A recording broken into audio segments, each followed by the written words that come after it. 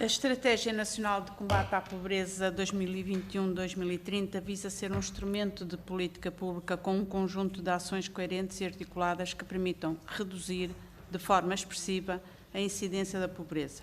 Entendemos que essas ações coerentes e articuladas convocam vários ministérios e não apenas o Ministério do Trabalho, Solidariedade e Segurança Social numa abordagem integrada. Temos uma persistência da pobreza estrutural muito grande e, como já aqui foi referido, por isso mais de 20% da população é pobre e a percentagem de portugueses em risco de pobreza continua a aumentar. Daí que, e eu ponho a ser verdade, a ordem dada pelo Instituto da Segurança Social para diminuir em 30.000 o número de beneficiários do Programa Operacional de Apoio às Famílias Carenciadas é uma atitude inqualificável, pois este programa deve abranger todas as famílias, todas as pessoas que dele necessitam e não uma medida para alguns, como disse, não há cidadãos de primeira, só há cidadãos de primeira, segundo uma bitola definida pelo Governo. Segundo o Instituto da Segurança Social, tratou-se de uma reavaliação da medida e que, face à diminuição do desemprego, mais famílias melhoraram as suas condições de vida. No entanto, há cada vez mais pessoas em lista de espera e que não conseguem ser beneficiários do programa numa altura em que se assiste a uma escalada dos preços e os cabazes têm cada vez menos produtos. É verdade que o desemprego diminui em Portugal, mas Portugal é um país com baixos salários e com um nível elevado de inflação em que os produtos essenciais estão substancialmente mais caros, colocando muitas pessoas em maior dificuldade e vulnerabilidade. Ainda hoje foi público, notícias vindas a público nos jornais, referem que Portugal é o terceiro país da zona euro onde o preço dos alimentos mais aumentou.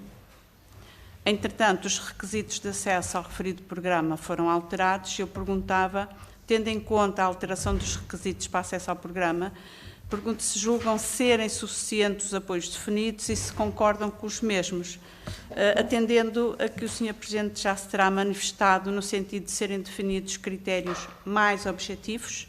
Eu pergunto quais, no seu entendimento.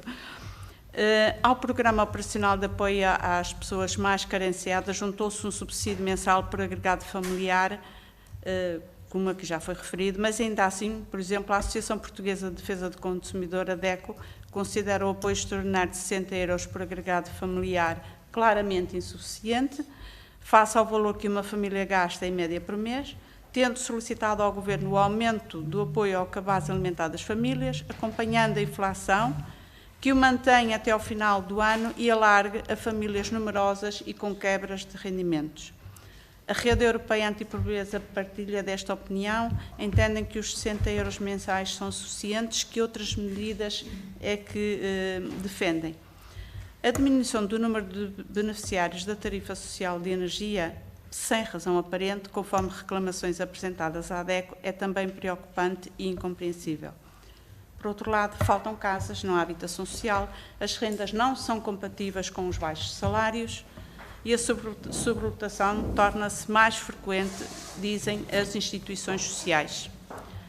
Em algumas zonas do país não há vagas nas creches do setor social para todas as crianças e as famílias mais desfavorecidas serão aquelas que sairão ainda mais prejudicadas.